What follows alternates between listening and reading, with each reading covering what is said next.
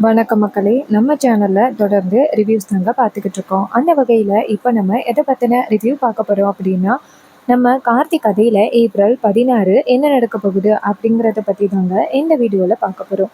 So மறக்காம இந்த வீடியோக்கு லைக் பண்ணிக்கோங்க. நம்ம சேனல சப்ஸ்கிரைப் பண்ணிட்டு பக்கத்துல உள்ள பெல் ஐகானையும் கிளிக் பண்ணி ஆல்னு செட் பண்ணிக்கோங்க. அப்பதாங்க அடுத்து வீடியோஸ் போடும்பொழுது உங்களுக்கு நோட்டிஃபிகேஷன் தொடர்ச்சியா வரும் பார்க்கலாம். சரி வாங்க வீடியோல என்ன நடந்துச்சு அப்படிங்கிறத பத்தி நம்ம இன்னைக்கு பார்ப்போம். ரேவதி நேரா மாயா கிட்ட பேசிட்டு வந்த பிறகு ஒரே குழப்பத்தோட இருக்காங்க. சாமுண்டீஸ்வரி ரேவதியும் மாயாவும் பேசினதை கேட்டுட்டு பேரதிர்ச்சியில வீட்டுக்கு வராங்க.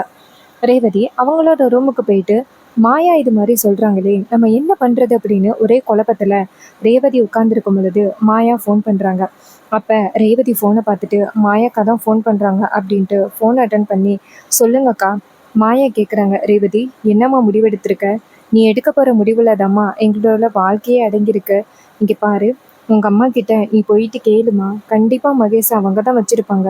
இல்லைன்னா நீயா ஒரு திட்டம் போட்டு மகேஷ் எங்க இருக்காரு அப்படிங்கிறத சீக்கிரம் கண்டுபிடிமா. அப்ப ரேவதி சொல்றாங்க, சரிக்கா நான் கண்டுபிடிக்கிறேன். நீங்க எதுக்கும் கவலைப்படாம இருங்க. இதை கேட்டதோட மாயாவும், சரி ரேவதி, நான் உன்னை தான் நம்பி இருக்கேன். கண்டிப்பா நீ மகேஷை காப்பாத்திடுவ அப்படிங்கிற நம்பிக்கையில இருக்கேன் அப்படின்ட்டு ஃபோனை கட் பண்றாங்க. அப்ப மாயா நினைக்கிறாங்க, ரேவதியை எந்த அளவுக்கு நம்ம குழப்ப முடியுமோ அந்த அளவுக்கு ரேவதியை குழப்பியாச்சு. இனிமே நம்ம நினைச்சது தான் நடக்க போகுது. எப்படியோ ரேவதிக்கும் அந்த டிரைவர் ராஜாவுக்கும் கல்யாணம் ஆகிருச்சு. இனிமே அந்த குடும்பத்துக்குள்ள போகவே முடியாது, நம்ம இந்த சொத்தை அனுபவிக்க முடியாது அப்படின்னு நான் ரொம்ப கவலையோடு இருந்தேன். ஆனா இங்க நடந்ததோ வேறு. நம்ம நினைச்ச மாதிரி கல்யாணம் நடக்க போகுது. எப்படியும் ரேவதி தாலியை கட்டி அந்த டிரைவர் மூஞ்சில முகத்துல வீசிட்டு கண்டிப்பா மகேஷை கல்யாணம் பண்ணிடுவா. எனக்கு ரொம்ப சந்தோஷமா இருக்கு அப்படின்ட்டு மாயா ரொம்ப சந்தோஷமா ஹாப்பியா இருக்காங்க. அப்ப ரேவதியை காமிக்கிறாங்க. ரேவதி வந்துட்டு ரொம்ப கவலையா உட்காந்துருக்காங்க. சாமுண்டீஸ்வரி என்ன நினைக்கிறாங்கன்னா, கண்டிப்பா ரேவதி நம்மளை ஃபாலோ பண்ணி மகேஷ் எங்க இருக்கான் அப்படிங்கிறத கண்டுபிடிக்கிறதுக்கு ட்ரை பண்ணுவா. ஏன்னா அந்த மாயா சொல்லி கொடுத்துட்டான். இதனால நம்ம ரேவதி கிட்ட கொஞ்சம் உஷாரா இருக்கணும் அப்படின்னு சாமுண்டீஸ்வரி நினைக்கிறாங்க. அப்ப சாமுண்டீஸ்வரி என்ன பண்றாங்கன்னா, நேரா டிரைவர் ராஜாவை கூப்பிடுறாங்க. அவரு அந்த இடத்துக்கு வந்ததோட சாமுண்டீஸ்வரி கேட்குறாங்க, இங்க பாரு டிரைவர் ராஜா, ரேவதி இப்ப எங்க போயிட்டு வந்தா? கார்த்தி சொல்றாரு, எனக்கு தெரியலையே மேடம் எங்க போயிட்டு வந்தாங்கன்னு. அப்ப சாமுண்டீஸ்வரி சொல்றாங்க, இங்க பாரு, அவ எங்க போயிட்டு வரா அப்படிங்கிறத நீ கவனிக்க மாட்டியா? என்ன நினைச்சிட்டு இருக்கா? அவளை சுத்தி பல ஆபத்துகள் இருக்கு. அதுலேருந்து அவளை பாதுகாக்கணும்ல. நீ என்ன டிரைவர் என்ன ராஜா நினைச்சுக்கிட்டு இருக்க? அப்ப கார்த்தி சொல்றாரு, மேடம் இந்த கல்யாணமே அவங்களுக்கு கொஞ்சம் கூட விருப்பமே இல்லாம தான் நடந்துச்சு. இதனால நான் என்ன சொன்னாலுமே அவங்களுக்கு வெறுப்பாக தான் தோணும். அதனால தான் மேடம் நான் எதுவுமே சொல்றதே இல்லை. சாமுண்டீஸ்வரி சொல்றாங்க, இங்க பாரு, நீ இப்படியே பண்ணிட்டு இருந்தீன்னா எப்படி அவளுக்கு உன் மேல லவ் வரும்? நீ பாட்டுக்கும் உன் வேலையை பார்த்துக்கிட்டு இருந்தா அவளும் அவ பாட்டுக்கு அவ வேலையை பார்த்துக்கிட்டு இருப்பா. இதனால உங்க 2 பேருக்குள்ள பிரிவு வரத்துக்கு நிறையவே வாய்ப்பு இருக்கு. அதனால உங்க 2 பேருக்கும் நான் ஹனிமூன் ஏற்பாடு பண்றேன். அப்ப மயில் வாகனம் வராரு. வந்துட்டு, அத்தை இப்ப என்னமோ எனக்கு காதல விழுந்துச்சே. சாமுண்டீஸ்வரி கேட்குறாங்க, மாப்பிள்ள கல்யாணத்துக்கு முன்னாடியே நீங்க சொன்னீங்கல்ல இது மாதிரி ஹனிமூன் ஏற்பாடு பண்ணணும் அப்படின்னு. ஸோ அதை தான் மாப்பிள்ள சொன்னேன். அப்ப மயில் வாகனம் சொல்றாரு, அத்தை எங்க நீங்க மறந்துட்டீங்களோ அப்படின்னு நானும் ரொம்ப வருத்தப்பட்டேன் அத்தை. பரவாயில்ல, நீங்க சூப்பரா ஞாபகம் வச்சிருக்கீங்க. அத்தை அதுக்கான ஏற்பாடுகள் எல்லாத்தையும் நான் பாத்துக்கிறேன் அத்தை. சாமுண்டீஸ்வரி சொல்றாங்க, அப்படியே இன்னொரு ஜோடிக்கும் டிக்கெட் போட்டுருங்க. மயில் வாகனம் கேட்குறாரு, அத்தை யாருக்கு தான் சொல்றீங்க? சாமுண்டீஸ்வரி கேட்குறாங்க, மாப்பிள்ள உங்களுக்கு கல்யாணம் ஆகி 4-5 வருஷம் ஆயிட்டு. ஆனா இப்பதான் ரேவதிக்கு கல்யாணம் ஆகியிருக்கு. அப்ப ரேவதியும் வரணும்ல. அப்ப மயில் வாகனம் சொல்றாரு, அப்புறம் என்னத்த டபுள் டிக்கெட் போட்டுற வேண்டியதுதான் அப்படின்னு சொல்லிட்டு ரொம்ப ஹாப்பியா போறாரு. கார்த்தி சொல்றாரு, மேடம் இதுல கொஞ்சம் கூட ரேவதிக்கு விருப்பம் இருக்காது. அவங்ககிட்ட ஒரு வார்த்தை கேட்டுக்கிடுங்களேன். சாமுண்டீஸ்வரி சொல்றாங்க, இங்க பாருங்க, என் பொண்ணு என் பேச்சு கேட்டுதான் ஆகணும் அப்படின்னு சொல்லிட்டு அந்த இடத்துல இருந்து போறாங்க. அப்ப கார்த்தி ரொம்ப கவலைப்படுறாரு. சந்திரா இதையெல்லாம் காதுல வாங்கிட்டு நேரா ரேவதி கிட்ட போயிட்டு, ரேவதி நீ பாட்டுக்கு இங்க ரூம்ல உட்காந்துருக்க. ஆனா அந்த டிரைவர் பையன் என்னெல்லாம் காரியத்தை சாதிக்க முடியுமோ அது எல்லாத்தையுமே உனக்கு பின்னடியில இருந்து பண்ணிக்கிட்டு இருக்கான். ரேவதி கேட்குறாங்க, என்ன சித்தி சொல்றீங்க? சந்திரா சொல்றாங்க, நீ பாட்டுக்கு இங்க உட்காந்துருக்க. அவன் போயிட்டு நேரா அக்கா கிட்ட அடுத்து ஹனிமூன் ஏற்பாடு பண்ணுங்கன்னு சொல்லிட்டாச்சு. இதனால உங்க அம்மா ஹனிமூன் ஏற்பாடு பண்ணிட்டா. இனிமே நீ என்ன பண்ண போற? இது கேட்டதோட ரேவதி செம்ம கோவப்படுறாங்க. அம்மா இதுக்கு தேவையில்லாம இந்த முடிவெல்லாம் எடுத்துக்கிட்டு இருக்காங்க. சந்திரா சொல்றாங்க, உங்க அம்மா எங்கப்பா முடிவு எடுக்கிறாங்க? இது எல்லாத்துக்கும் காரணம் அந்த டிரைவர் தான். அவன் தான் திட்டம் போட்டு இதெல்லாம் பண்ணிக்கிட்டு இருக்கான். நீ தான் எதுவுமே தெரியாம அப்படியே அப்புறாணி பிள்ளையா இருக்க. உன் லைஃப்பை நினைச்சு பார்த்தா எனக்கு ரொம்ப கவலையா இருக்கு ரேவதி. சொல்லிட்டு அந்த இடத்துலேருந்து போகிறாங்க. அப்போ ரேவதி இதையெல்லாம் கேட்டுட்டு செம்ம கோவத்தில் இருக்காங்க. அப்போ தான் நம்ம கார்த்தி வராரு. கார்த்தி வந்ததோட ரேவதி கேட்குறாங்க, என்னப்பா அடுத்ததா அம்மா கிட்ட சொல்லி ஹனிமூன் ஏற்பாடு பண்ணிட்டீங்க போல. கார்த்தி சொல்றாரு, இங்க பாருங்க, எனக்கும் அதுக்கும் எந்த வித சம்மந்தமும் இல்லை. அது உங்க அம்மா ஏற்பாடு பண்ணது. அதுக்கு போய் ஏன் என்ன பேசுறீங்க? ரேவதி சொல்றாங்க, இங்க பாரு, நீ என்னெல்லாம் பிளான் பண்ணிக்கிட்டு இருக்க அப்படிங்கிறது எனக்கு தெரியும். கார்த்தி சொல்றாரு, நான் என்ன சொன்னாலும் நீ நம்ப போறது இல்லை அப்படிங்கிறது எனக்கு தெரிஞ்சு போச்சு. இதுக்கப்புறமும் நான் உங்ககிட்ட பேசி எந்த வித பிரயோஜனமும் இல்லை அப்படின்னு சொல்லிட்டு கார்த்தி அந்த இடத்துல இருந்து ஒரு பாய் எடுத்து போட்டு கீழே படுத்து தூங்குறாரு. ரேவதி கேட்குறாங்க, ஏப்பா நீ தானே இந்த வீட்டு மகாராஜா, நீ ஏன்பா கீழே படுத்து தூங்குற? கார்த்தி சொல்றாரு, அம்மா தாயே, நான் உங்ககிட்ட எதுவும் பேசல. எனக்கு கீழே படுத்து தூங்கணும்னு ஆசை, அதனால தான் தூங்கினேன். நீங்க மேலே படுத்து கொடுங்க அப்படின்னு சொல்லிட்டு கார்த்தி பாயை விரிச்சு போட்டு கீழே படுக்கிறாரு. இன்னொரு பக்கம் ரேவதி போயிட்டு கட்டில்ல படுக்கிறாங்க. அப்ப ரேவதிக்கு ஒரே குழப்பமா இருக்கு. இதே மாதிரி இந்த டிரைவர் ராஜாவுக்கு நம்ம எடை கொடுத்துக்கிட்டே இருந்தோம்னா கண்டிப்பா இவன் கூட நம்ம சேர்ந்து வாழ்ற மாதிரி ஆகிரும். அப்புறம் அவன் செஞ்சது சரியாகிரும், நம்ம விடக்கூடாது. அவன் எப்படி ஃபோர்ஜரி பண்ணி என் வாழ்க்கையை அழிச்சான், அதே மாதிரி அவனை நான் சும்மா விட மாட்டேன் அப்படின்ட்டு ரேவதி என்ன பண்றாங்கன்னா நேரா மாயாவுக்கு ஃபோன் பண்றாங்க. மாயா ஃபோன் அட்டன் பண்ணி, சொல்லு ரேவதி, என்ன முடிவு பண்ணியா? அப்போ ரேவதி சொல்றாங்க, அக்கா நான் ஒரு முடிவு பண்ணிட்டேன். மகேஷை கல்யாணம் பண்ணிக்கிறதுக்கு நான் தயார். இந்த டிரைவர் ராஜாவோட தாலியை கைட்டு தூக்கி வீசிட்டு நான் மகேஷை கல்யாணம் பண்ணிக்கிறேன். மகேஷ் எங்க இருக்காரு அப்படிங்கிறத நான் ஃபர்ஸ்ட் கண்டுபிடிக்கணும். உங்களை பொறுத்த வரைக்கும் அம்மா தான் மகேஷை கடத்திருப்பாங்க அப்படின்னு தோணுதில்ல. நான் ஃபஸ்ட்டு அம்மாவை எப்படியாவது ஃபாலோ பண்ணி மகேஷ் எங்கே இருக்காரு அப்படிங்கிறத நாளைக்கு கண்டுபிடிச்சிடுறேன். நாளைக்கே எனக்கும் மகேஷுக்கும் கல்யாணம். இதை கேட்டதோட மாயாவும், சூப்பர் ரேவதி, நீ ஒத்துக்கிட்டது எனக்கு ரொம்ப சந்தோஷமா இருக்கு. எங்கே நீ ஒத்துக்க மாட்டியோ அப்படின்னு நினச்சி நான் ரொம்ப கவலைப்பட்டுட்டேன். அதுக்கு ரேவதி சொல்கிறாங்க, மாயாக்கா நானே இந்த கல்யாணம் வேண்டாம் அப்படின்னு தான் நினச்சேன். ஆனால் இந்த டிரைவர் ராஜாவோட அட்டூழியம் வர விட அதிகமாகிட்டே இருக்கு. இவன் கூட நான் ஹனிமூன் போகணுமா? இதெல்லாம் ஒத்து வருமாக்கா? நீங்களே சொல்லுங்க. எனக்கு அவன் முகத்தில் முழிக்கிறதுக்கு கூட கொஞ்சம் கூட விருப்பமே இல்லை. இவன் பாட்டுக்கும் பிளான் பண்ணிக்கிட்டே போவான். எல்லாத்துக்கும் நான் சரி சொல்லிக்கிட்டே இருக்க முடியுமா? அதனால தான்க்கா சொல்கிறேன், இவனை நான் விட மாட்டேன். இவனை நான் பழி வாங்காமல் விட மாட்டேன். இவனோட தாலியை கட்டி இவன் மூச்சிலே தூக்கி வீசிட்டு நான் மகேஷை கல்யாணம் பண்ணிக்கிறேன்க்கா. இது கேட்டதோட மாயா சொல்கிறாங்க, சூப்பர் ரேவதி, சரி நாளைக்கு நம்ம எப்படியாவது மகேஷை கண்டுபிடிக்கிறோம். அதே கோவிலில் உனக்கும் மகேஷுக்கும் கல்யாணத்தை நடத்துகிறோம். இது கேட்டதோட ரேவதியும் சரி அப்படின்னு சொல்லிட்டு ஃபோனை கட் பண்ணுறாங்க. அப்புறமா மாயா ரொம்ப சந்தோஷப்படுறாங்க. அப்பாடா, இந்த முட்டாள் ரேவதி நம்ம என்ன சொன்னாலும் நம்புவா போலயே. நம்ம சொன்னது எல்லாத்தையுமே நம்பி இந்த ராஜா கட்டின தாலியை கைட்டு தூக்கி வீசிடலாம்னு சொல்லிட்டா, ஆஹா நம்ம நினைச்சது நடக்க போகுது அப்படின்னு ரொம்ப சந்தோஷப்படுறாங்க. இந்த விஷயத்த இப்போவே நம்ம சந்திரா கிட்ட சொல்லணும் அப்படின்ட்டு நேராக சந்திராவுக்கு ஃபோன் பண்ணுறாங்க. சந்திரா ஃபோனை பார்த்துட்டு, என்னது மாயா இந்த நேரத்துக்கு ஃபோன் பண்ணியிருக்கா? சரி, அப்போ கண்டிப்பாக ரேவதி ஏதோ சொல்லியிருக்கா போல அப்படின்ட்டு ஃபோன் அட்டன் பண்ணி, சொல்லு மாயா. அப்போ மாயா ரொம்ப சந்தோஷமா, சந்திரா மேடம், ரேவதி நம்மளோட பிளானுக்கு ஒத்துக்கிட்டா. அப்போ சந்திரா கேட்குறாங்க, என்ன பிளான் மாயா? மாயா சொல்கிறாங்க, இங்கே பாருங்கள், எப்படியாவது மறுபடியும் அந்த மகேஷுக்கும் ரேவதிக்கும் கல்யாணம் பண்ணலாம் அப்படின்னு நீங்கள் தானே சொன்னீங்க. ரேவதி இந்த பிளானுக்கு சரின்னு சொல்லிட்டான். கார்த்தி அந்த டிரைவர் ராஜாவோட தாலியை தூக்கி வீசிட்டு மகேஷை கல்யாணம் பண்ணிக்கிறேன்னு சொல்லிட்டான். சந்திரா கேட்குறாங்க, அது சரி, அதுக்கு மகேஷ் எங்கே இருக்கான் அப்படிங்கிறது தெரியணும்ல. அவன் எங்கே இருக்கான் அப்படிங்கிறது உனக்கு தெரியுமா? அதுக்கு மாயா சொல்கிறாங்க, அதையே ரேவதி பார்த்துக்கிறேன்னு சொல்லிட்டா. நம்மளை பொறுத்த வரைக்கும் கண்டிப்பாக அந்த சாமுண்டீஸ்வரி இல்லைன்னா அந்த டிரைவர் ராஜா 2 பேரும் தான் வந்து மகேஷை கடத்தி வச்சுருக்காங்க. அதுக்கு நீங்கள் எனக்கு ஒரு ஹெல்ப் பண்ணணும். நீங்கள் மட்டும் எனக்கு ஹெல்ப் பண்ணீங்கன்னா மறுபடியும் மகேஷ் ரேவதியோட கல்யாணத்தை நடத்தி வரலாம். சொல்லுங்கள். உடனே சந்திரா சொல்கிறாங்க, சரி ஓகே, என்ன பண்ணணும்னு சொல்லு. மாயா சொல்கிறாங்க, இங்கே பாருங்கள், ஒரு பக்கம் ரேவதி கண்டிப்பாக சாமுண்டீஸ்வரியை நாளைக்கு ஃபாலோ பண்ணி போவா. மகேஷ் கண்டிப்பாக இருக்கிற இடம் தெரிஞ்சிடும். நீங்கள் இன்னொரு பக்கம் அந்த டிரைவர் ராஜாவாக ஃபாலோ பண்ணுங்க. அவனை ஃபாலோ பண்ணால் கண்டிப்பாக அவன் மகேஷை கடத்தி வச்சுருந்தா அதுவும் தெரிய போகுது. என்ன சொல்கிறீங்க?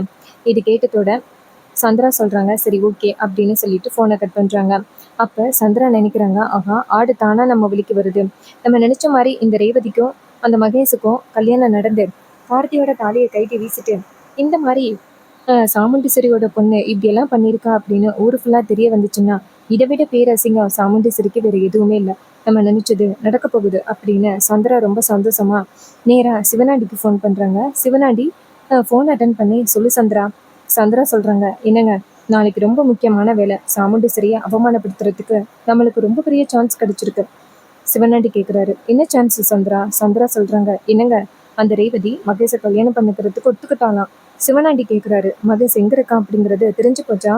அவனை எங்கே வச்சுருக்காங்க? சந்திரா சொல்கிறாங்க, என்னங்க, கண்டிப்பாக அந்த சாமுண்டீஸ்வரி இல்லைன்னா அந்த டிரைவர் ராஜா 2 பேரும் தான் மகேஷை கடத்தி வச்சிருக்கிறதுக்கு வாய்ப்பு இருக்கு.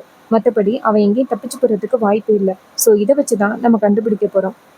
ஒரு பக்கம் நான் அந்த டிரைவர் ராஜாவை ஃபாலோ பண்ண போறேன்.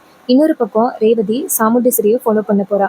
கண்டிப்பா மகேஷ் எங்க இருக்காரு அப்படிங்கிறத கண்டுபிடிச்சிடலாம். அதே நேரத்துல நீங்க கோவில்ல மகேஷுக்கும் ரேவதிக்கும் கல்யாணம் பண்றதுக்கான ஏற்பாடுகளை பண்ணணும்.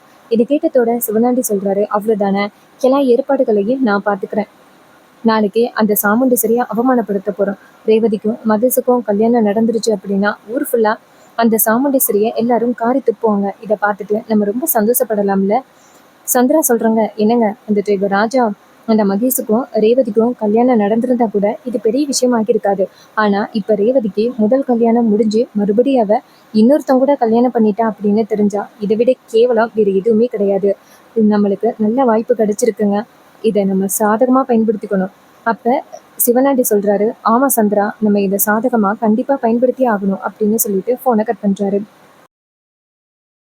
மறுநாள் காலை சாமுண்டீஸ்வரி என்ன நினைக்கிறாங்கன்னா, இந்த மகேஷை நம்ம வேற எங்கேயாவது கொண்டு போய் வைக்கணும் அப்படின்னு நம்ம சாமுண்டீஸ்வரி நினைக்கிறாங்க. இதனால சாமுண்டீஸ்வரி காலையிலே கிளம்புறாங்க. இதை நம்ம ரேவதி கவனிக்கிறாங்க.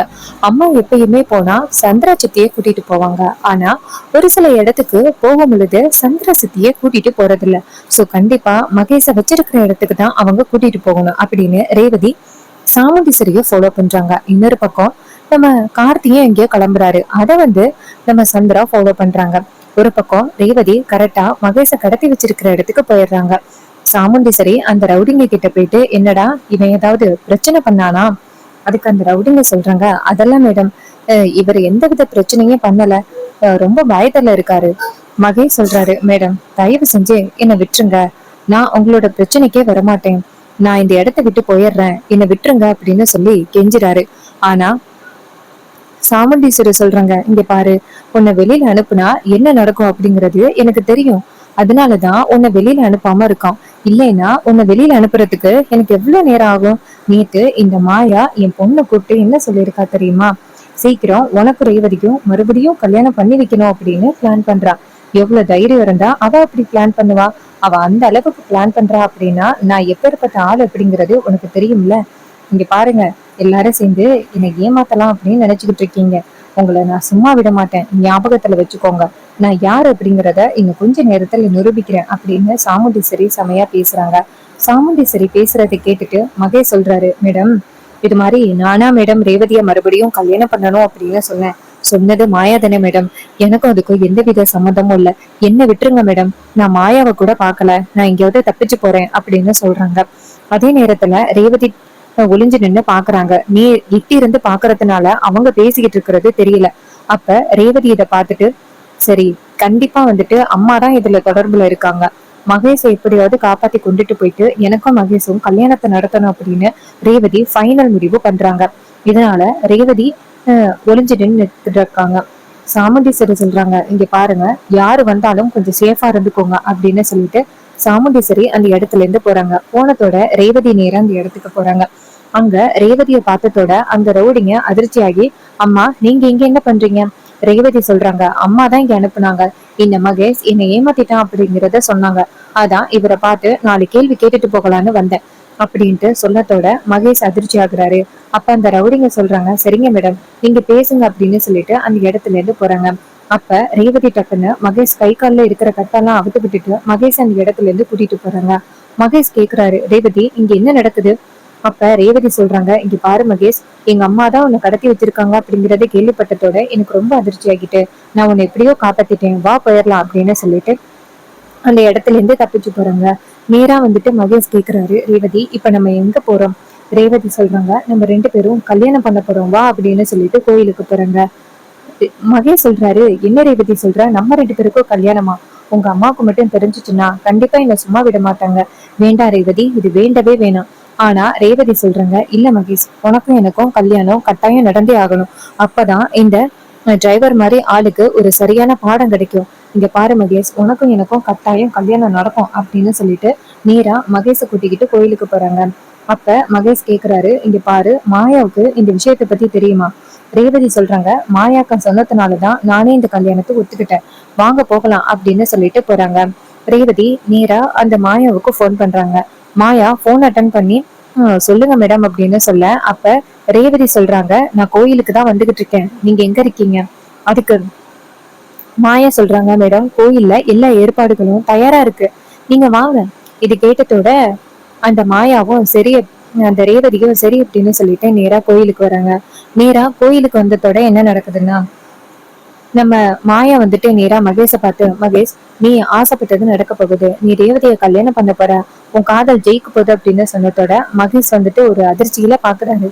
அப்ப ரேவதி சொல்றாங்க, நீங்க எங்கே இருங்க, நான் போயிட்டு ஐயரை பார்த்துட்டு வரேன் அப்படின்னு சொல்லிட்டு போகும்பொழுது மகேஷ் நேரா மாயாவை கட்டி பிடிக்கிறாரு. மாயா, இங்க என்ன நடக்குது? அப்ப நம்ம மாயா டக்குன்னு மகேஷை தள்ளிவிட்டு, டேய் எப்படியாவது உனக்கும் அந்த ரேவதிக்கும் கல்யாணம் பண்ணி வைக்கிறதுக்காக தான் நான் இவ்வளவு பெரிய பிளான் பண்ணியிருக்கேன், இந்த நேரத்துல நீ இப்படி என்ன ஹக் பண்றியேடா.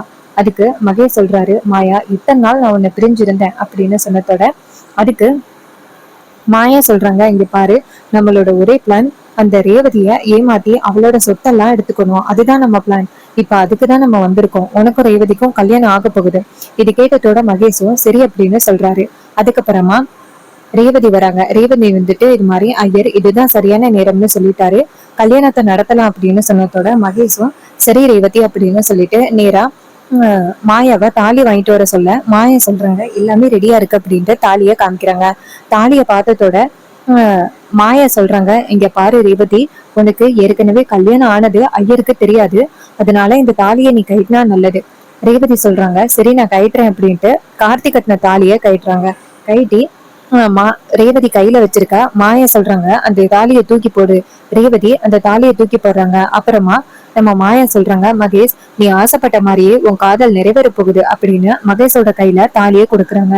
மகேஷ் அந்த தாலியை வாங்கி ரேவதியோட கழுத்துல கட்டுறாரு. இன்னொரு பக்கம் நம்ம சிவனாண்டி இருக்காருல்ல, அவர் எல்லாத்தையுமே அப்படியே வீடியோ எடுக்கிறாரு. இன்னொரு பக்கம் சந்திராவும் அந்த இடத்துல இருக்காங்க. சந்திரா சொல்றாங்க, இல்லைங்க நம்ம எத்தனை நாள் இதை பார்த்து காத்துக்கிட்டு இருந்தோம், இந்த சாமுண்டீஸ்வரிய பழி வாங்குறதுக்கு நமக்கு சரியான வாய்ப்பு கிடைச்சிருச்சு.